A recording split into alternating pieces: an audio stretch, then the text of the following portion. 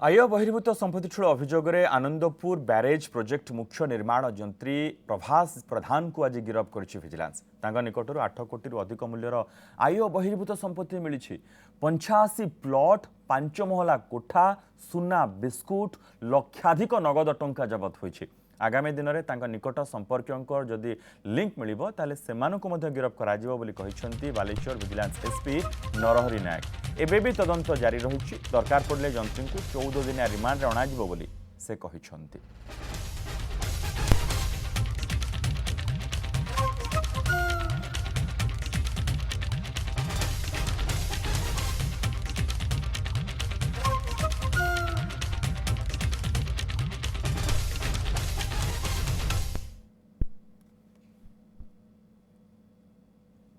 थोड़ा अभियोग तार एग्नेस्ट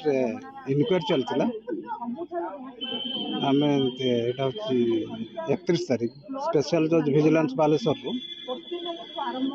वारंट आम अप्लाई करूँ से वारंट बल 7टा जगह सर्च होता 85 प्लॉट 5 महला बिल्डिंग गोटे बड़ बिल्डिंग अच्छी जड़सर फार्म हाउसटा भी जड़सर अच्छी बैंक डिपोजिट पाई सर बैंक डिपोजिट केते पाई डिपोजिट तो टोटाल 1 करोड़ समथिंग है जो इंश्योरेंस बैंक